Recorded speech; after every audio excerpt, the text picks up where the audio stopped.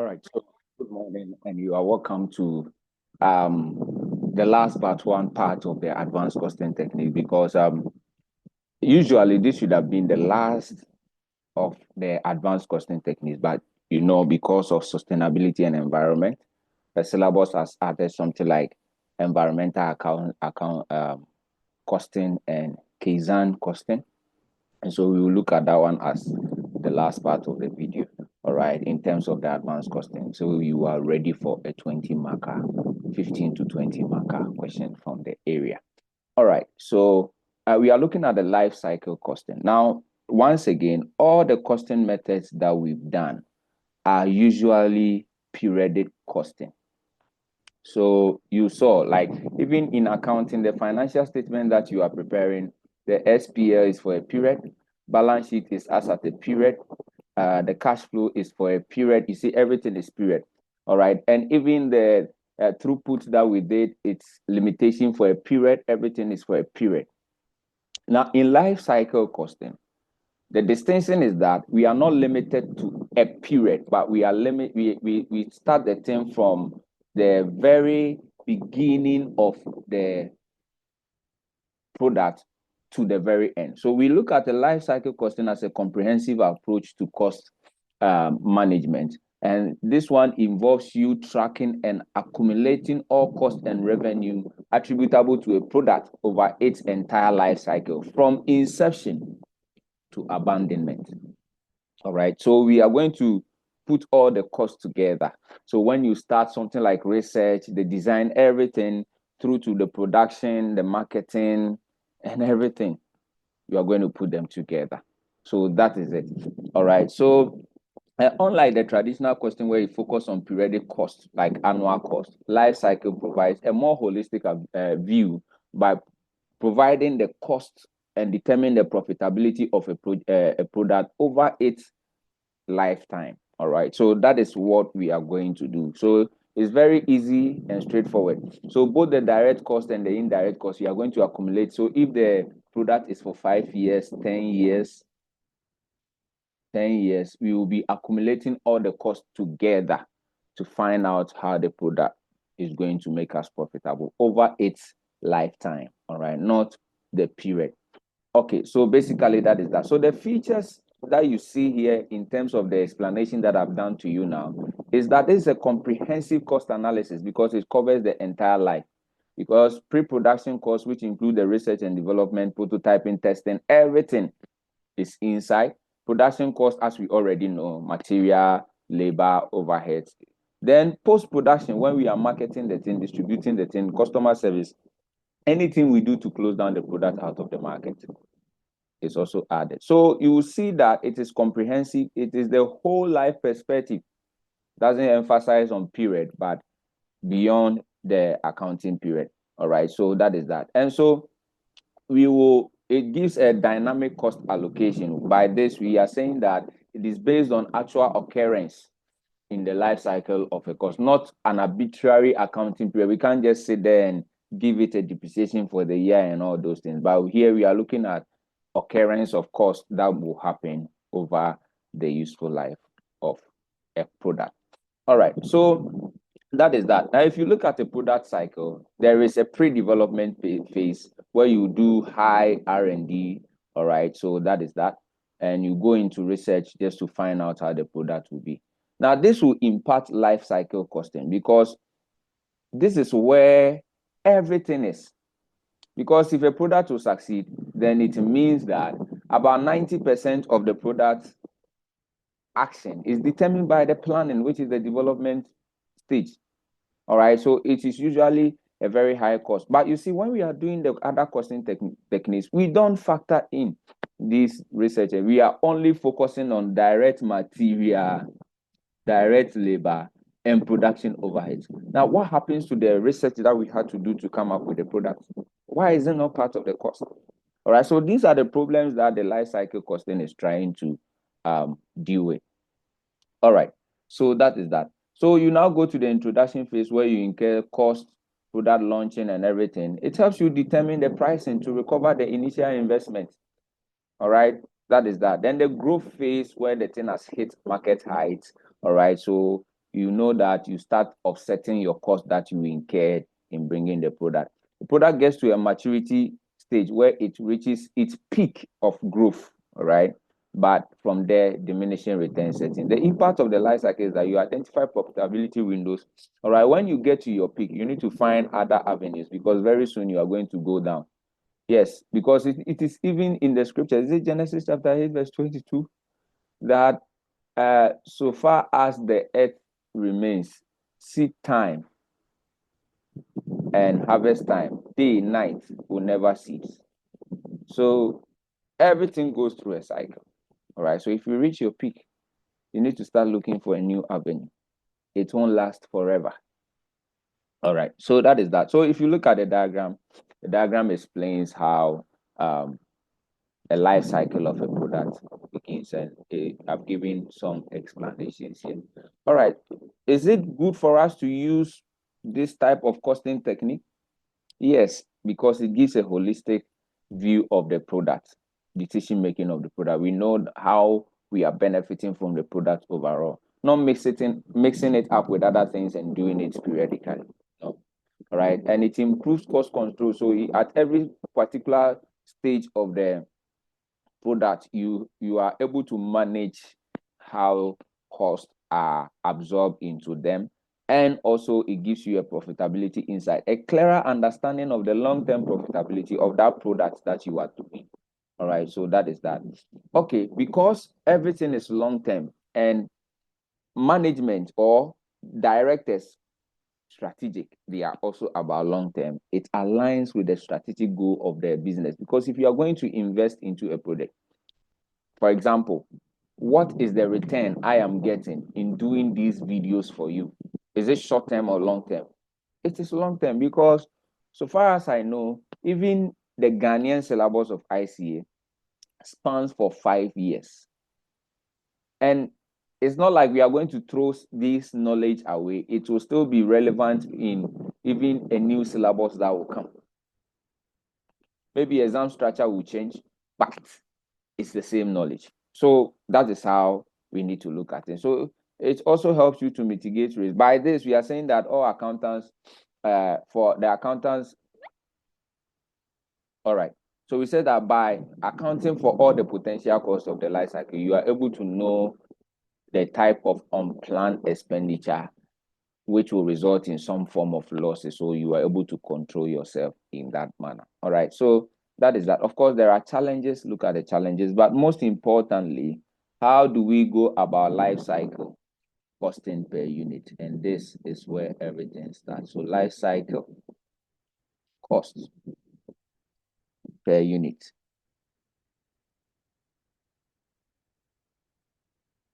All right. So life cycle cost per unit is given by the total life cycle cost of a product. So it's cumulative, all right? So the total life cycle cost. So we are going to add all the costs, total life cycle cost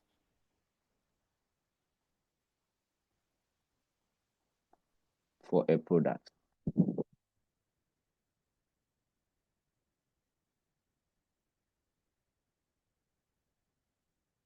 When we get the total life cycle cost for the product, we are now going to divide it by the total expected volume or expected life volume, total expected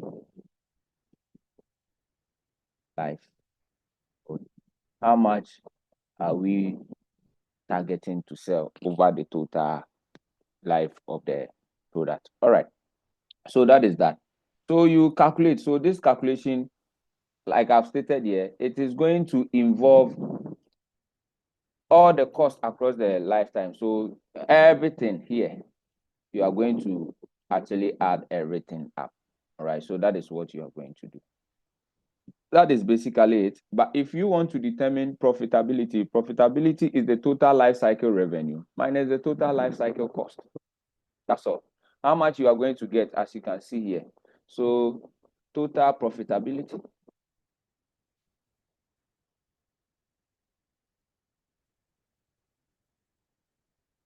is going to be your total life cycle revenues, the revenues that you are going to get over the period. That life cycle revenues, then you less your total life cycle cost.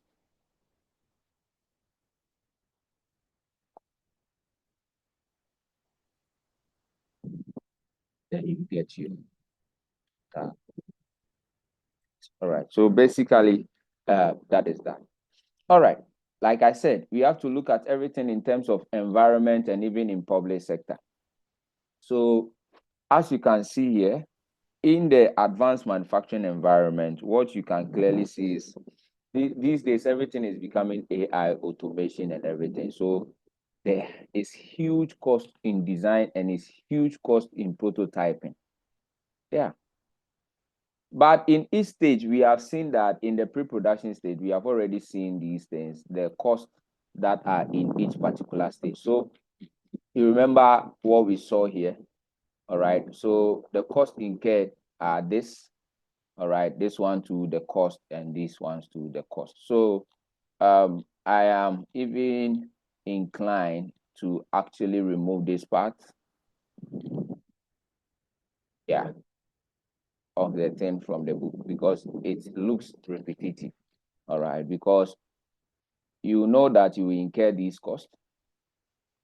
And from this stage analysis, you know that these are the costs. There will be no revenue and all those things. So in my next edits, I may remove some of these things from the book.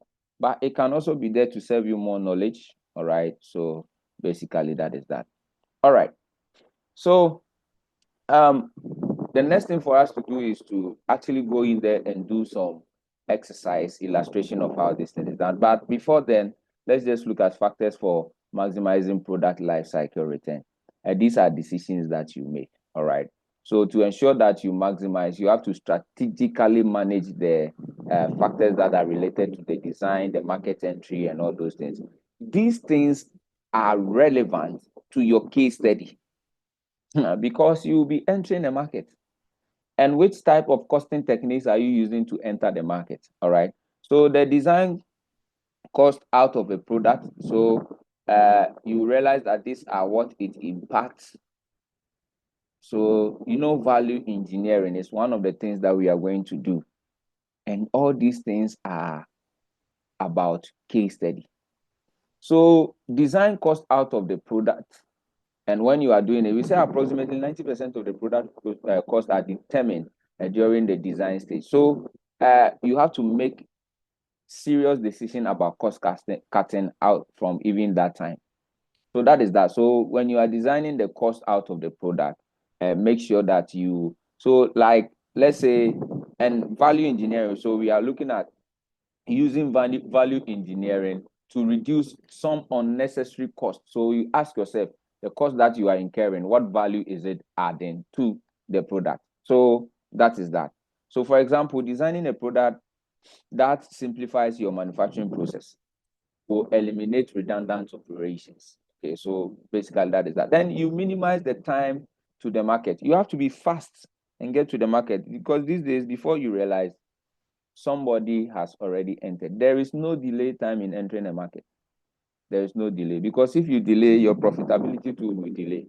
So if there is anything you have to do, now is the time. All right.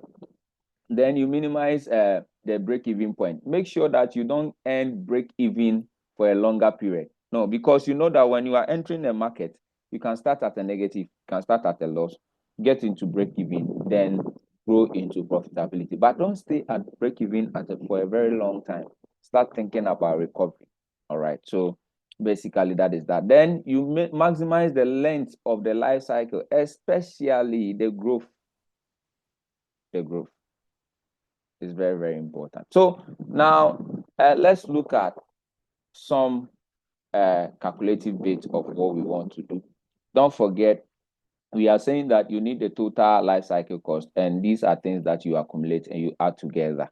All right, so take note of that. So let's look at this question. The question says that UIPD Limited is designing a new high-tech customer product, currently known as product XYZ. And the research, development, management, accounting team has estimated that the product XYZ could be developed and manufactured in two ways. We have approach one, which is a simpler approach, and approach two, which requires a development and additional machinery to manufacture the product in a more efficient way. So the market shows that project XYZ should sell for 50. So you are getting some sort of revenue analysis there. Now, so we are going to determine profitability, and the profitability will be by the, over the lifespan of the business. All right.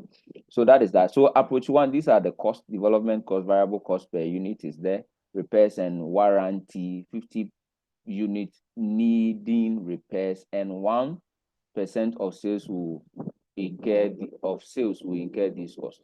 So this statement you have to understand. So 50 units needing repair and 1% of sales will incur these costs. So this one means that it is not about 1% of your sales, like multiply by sales, but it is about whatever that you sell, you are going to give a warranty of that. So that is that. And not for everything, it is only 50 cedis of the unit needing repairs. So whatever that you sold, the part of them that needs repair. So 50 cedis per unit. So the 1% of the 50 cedis that you are selling, not on sales. So you have to understand the English very well. Then we have cleanup and machinery dismantling. All right. Also a one-time cost of 50,000. If this were accounting, we would say do PV of the dismantling cost, but that is not so. So here, this is the only statement that looks a bit tricky, but you have to understand English very well. It says repairs and warranty costs are equal to 50% per unit needing repairs. All right, and 1% of sale will incur these losses. So when you sell the repair amount that you are giving out, which is 50 per unit, 1% of that selling that you are doing.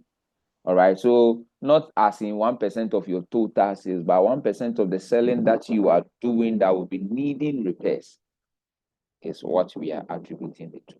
Then we have approach two. The same thing is just that there is an additional cost of fixed cost here. All right, so the life cycle of the product XYZ manufactured using approach one should be 5 years. All right, and 50,000 units per year should be sold. Because of the higher level of research using approach two, the life cycle of that one will be increased to 6 years. So we are supposed to use the life cycle approach to calculate the profit under approach 1 and 2. And if targets we've done target costing. So you see, you think you have it is mixed up to give you the 15 mark. He said that if target profit for any product sold by the company is 40%, I told you in target costing that it is so small that the examiner will have to mix it up with other things. So these are what you are seeing. So that is that. If the target profit for the company, so because you have the selling price, you do 40% of that, then you get your target cost. What is the target cost of product? And plus calculate whether the lifetime cost per unit for approach 1 and 2 will give cost less than the target cost. So cost less than the target cost. Do you remember what we did? Gap. You now remember the cost gap.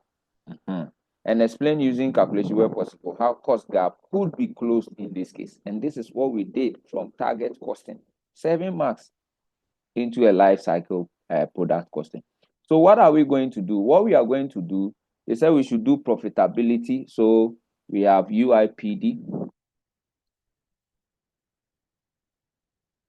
limited, and we are talking about the profitability using approach 1 and approach 2. So let's say profitability, and let's do it approach 1. So we will need our sales, don't we? So let's say sales. So let's create our CD sign here. So we will need sales or revenue. Now, the sales or revenue, what did they tell us the revenue is going to be. So we are told that they will sell at 50 per unit and 50 cedis per unit. And the product that they are selling, how many are they going to sell? So product one, and so for 5 years, and 50,000 units are going to be sold. So multiply by 50,000. All right. So when you multiply by 15,000 units, how much are you going to get? That is per year, right? So that is it per year. But this is life cycle costing. I told you that you have to put all these things together. So you multiply it by also 5 years for this particular one. And so when you multiply by 5 years for this one, you are going to get 12,000, 5. Okay, so should I put 0 at the top? Because, yeah, it's 12.5 million. Then we are doing profit, so we need to less our costs. So this is total revenue. We need to less our costs. So in approach one, we are told that there is development cost, right? Development cost. And the development cost together, we are told is 1, 2. So here we are lessing 1,250. That is development cost. Then we have variable manufacturing cost, because they didn't give the development cost per year. It is development cost together. So and we don't do development every year. Variable manufacturing cost.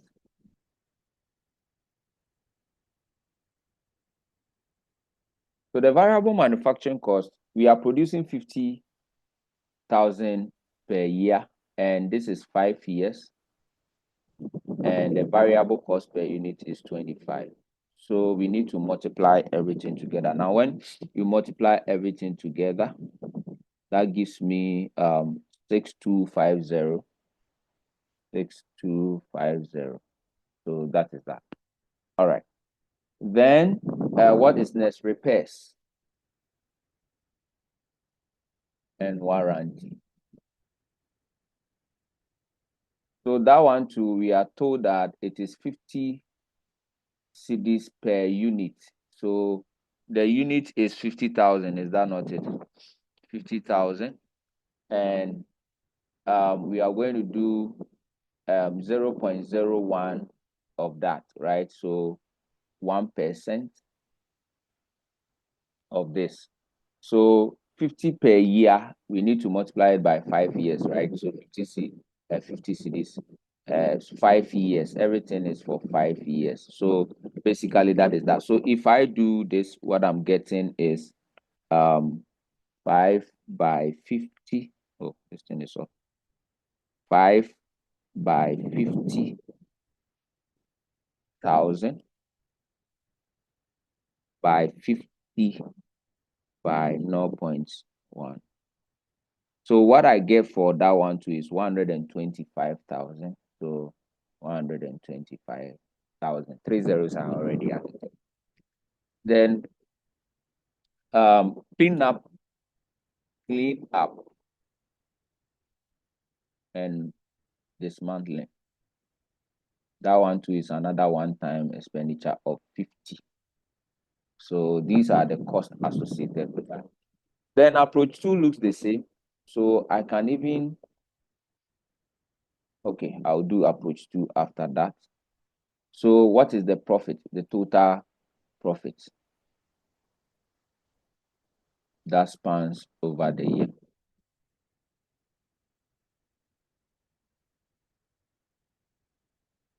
Total profit that spans over the year. I have, let me punch using this calculator. We have 1,250, or 1,250 plus 6,250 plus 125 plus 50. That is 7,675. Then I less it from 12,500, and that gives me 4,825. So that is the profitability using approach 1. All right. So approach 1, that is it. Calculate the life cycle, calculate the profit under approach 1. So let's do approach 2. approach 2. And do it downstairs. Right.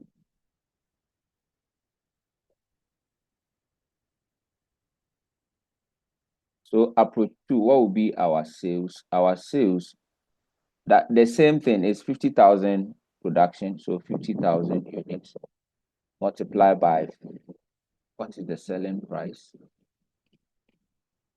I think is the same. The selling price is 50 per unit, but we are going to do this thing for 6 years. So 50 by 50,000 by 6. This one is giving me a huge figure of two is it 15 million. So basically that is that we have 15 million. So the 15 million, let's do the same thing by putting 0 zeros at the top so that I can write, is it 15? Yeah, 15 million, so that I can write 15,000. That's fine. All right. Then let's do the cost. I think the cost is repetition development for approach 2 is 2350. Approach variable manufacturing cost is per unit. That is 20 multiplied by 50,000 units for 6 years. Let me use this calculator. So this gives me a whooping 6 million. So this is 6 million. Then we have repairs and warranty, the same thing. That is 30 per unit of 50,000 each year of 6. And here we have 0.5%. All right, so 30, 6 years and everything. That is 45,000. So let me make it 45. What did we get for this one? 125. Here is 45. All right, then the last one. No, there is additional fixed costs per year. Be careful. Additional fixed costs per year. Now, since it is per year of 20,000, we are looking at this thing in the space of 6 years. So you can say 20,000 each year, 6. That gives me 120. Then we have cleanup of 30.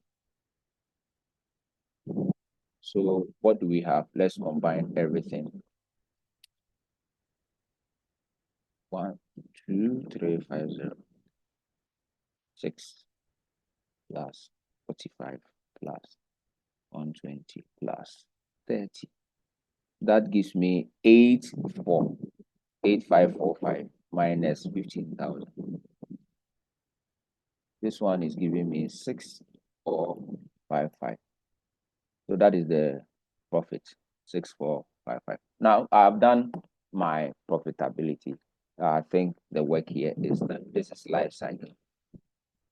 All right.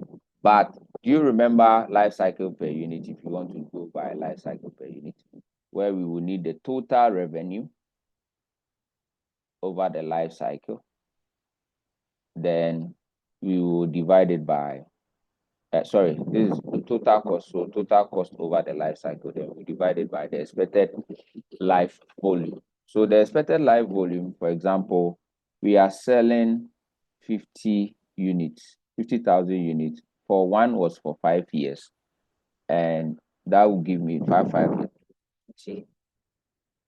This is it. And you saw the cost. So for example, this one, it will be 4825. The cost is 250. 3 zeros held. So per unit, and I have this figure for the very first one, the last one. So let's go and do the last one. The last one is 6455, and it will be 50,000 in 6 years. So 5, 6, 30. So 300. All right. So divided by 300. That per unit is going to give me something 21.52. That is it. So here is what? 4825 divided by 250. This is calculator sometimes misbehave. So I have Mokola also here. This is 19.3. 19.3. So that is how you go about it. Now, we were told that target profit is given. Now, with target profit given, what we need to do is to go back and do our target cost. So we were told that B, if the target cost, the target profit is 40%, then how are we going to go about this under what we've been doing? So the target cost is 40%. Then target profit is 40%. Then it means when we get our sales, we will have to deduct our target. And don't forget, these are things we do on per unit basis. Is that not? So target sales, sorry, under approach 1, approach 2.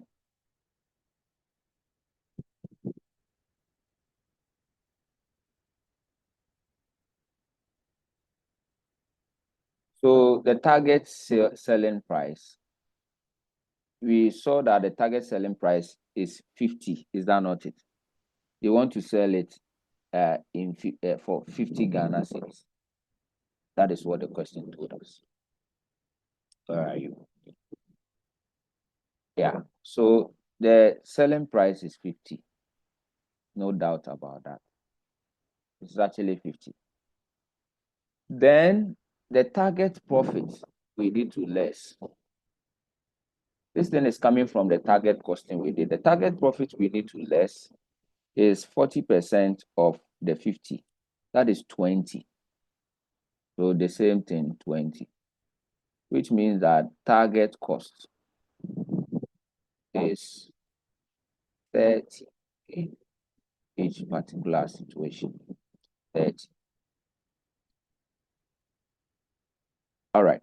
Now, we need to do our cost gap analysis. We need to do cost gap analysis.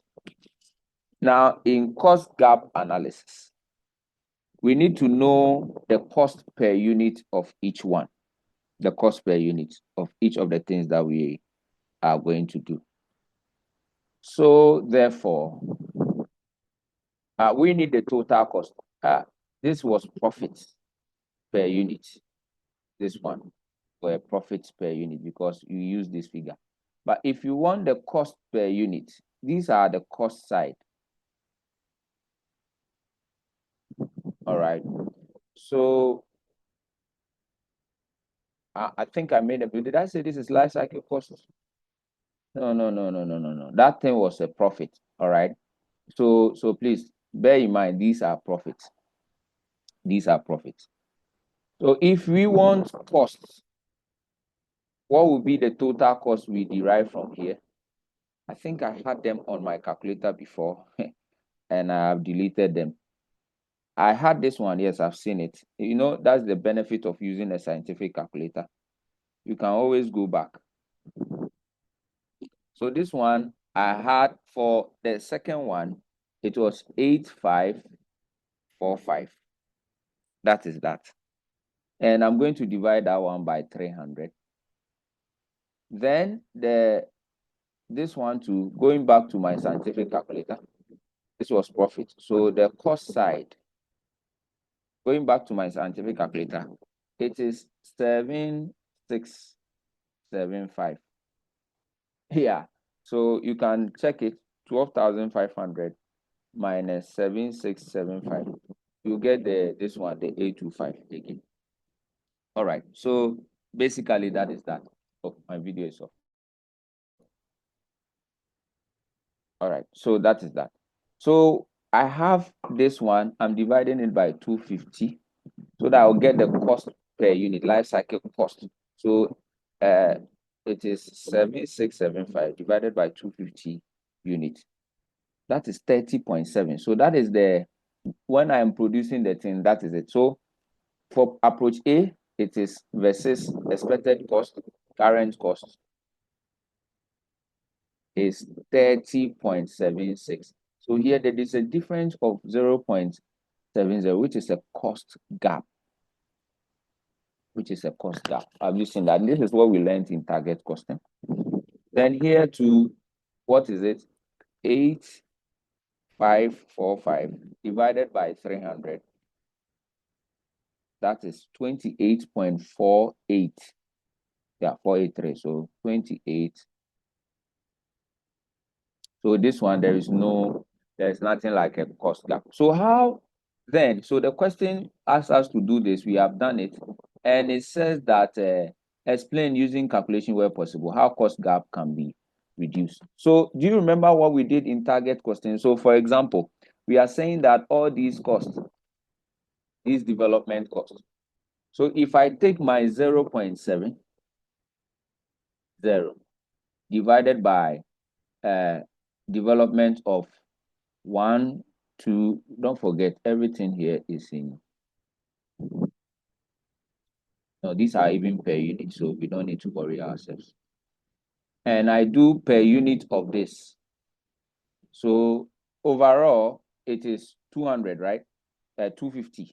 So if I want per unit of this, development cost per unit, it will be 1250 divided by, this is 250. So 1250 divided by 250, that gives me 5. So if I divide it by 5, multiply by 100%. All right. What am I going to say about this? What I'm going to say is that 0.7 divided by answer means that if I can get to reduce my development cost by 14%, then it means that I can reduce the development cost element in that cost structure. So pick up the cost structure one by one. Cleaning, I mean, work to reduce it to 40,000. All right, negotiate to reduce it. These are English words you write. Negotiate to reduce it by 40,000. Variable cost per unit. All right, negotiate to reduce that variable cost per unit. So this one too, since you have it at per unit, you can do the calculation and say 0 divided by 25 because it is per unit. So it's 0.7 by 25. So try and get just, so this one I'm getting 2.8%. So negotiate a 2.8% downwards in your variable cost. It will push it. So you can do the same thing for all the others. All right. So basically that is that. So it's English that you write. Okay. So this is the 14% we did. Clean up to, you can negotiate straight up. All right. So that is that. You can also try to increase the length of your sales so that you can increase it. All right. So that is that. Okay, so these are English that you write. That's all. That's all. All right, ladies and gentlemen, the rest is about past questions. Have we done identify 5 benefits of life cycle costing? That is November 2016. You can do it. November 2017 too. It said explain 2 cost reduction strategy which the CEO should adopt, all right, of JAM Limited to reduce the cost throughout the life cycle. Some of the things that we talked about, just with some calculations. All right. So then you have this question, Oria. Let's see what we can do about this question, Oria. And we are going to just focus on the life cycle. I think this question has, so it says explain the life cycle costing, identifying 2 benefits. We have done the theory. Which year is this? November to May 2019. All right. But we are going to, it said calculate the cost per software taking into account the life cycle. So that is what we are going to do. We are going to get the selling price, get our sales. All right. So the selling price is here. The company has proposed selling price of 250 over the lifetime. How many years is it? So it is 4 years. All right. year 1, year 2, year 3, year 4, 4 years. Let me shift.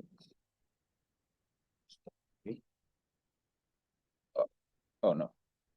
So we are going to do this thing for the entire 4 years of the product. Okay. So if you have 250 and you are selling this thing for 4 years, then what will you get? So the same sales, 250 multiplied by 4 years. That gives you like 1,000. All right. So that is that. But all your costs too are going to last for 4 years. So it's just a repetition of multiplying everything for 4 years, 4 years, 4 years, 4 years, 4 years. Where 4 years, 4 years, 4 years will cancel themselves. So you can decide to multiply everything like that, but some of the things will cancel itself. So let's look at this. My time is up. I just have like 2 minutes to leave. So what should we do? Should we do it in another video? No, let me just try and see if I can finish this thing. Okay, so this is what I'm going to do because my time is up, 6:50. I need to leave the house. This is what we are going to do. We will do a next video on environmental costing.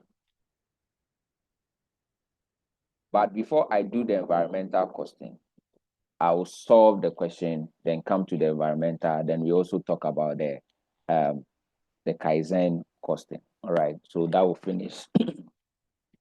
That will finish everything. Then, of course, there is a sectional past questions that you have to go to. All right, so basically that is that. But better still, why not run you through the solution if you want to do it. So all you are going to do is that you are going to calculate your cost, the total cost. And this is where the total costs are going to come from. So you pick research is a cost you add, design you add these two. Production cost, we have 42 per unit. So you'll be multiplying it by the unit, by the unit, by the unit. I guess the selling price, which is 250, won't be constant. So this is the, so the selling price is 250 per software over the entire period. Now, this is the per unit, per unit, per unit, per unit. So you'll be multiplying it as such. All right. So basically, that is that. How much you are going to get. And this one, you multiply this by the unit to get the variable cost. This one too is fixed. You take it as an way. So you add this to this, add this plus this plus this plus this. As for these ones, you add, but the variable cost you have to multiply before you add them. All right, that's all you are doing, then you get it. So we will look at it in the last phase of the video. We will solve this question. Then we will go into the environment, which is pure theory, and the Kaizen, which is also pure theory. Then we are left done with this session. So see you in my next video where I conclude advanced costing technique.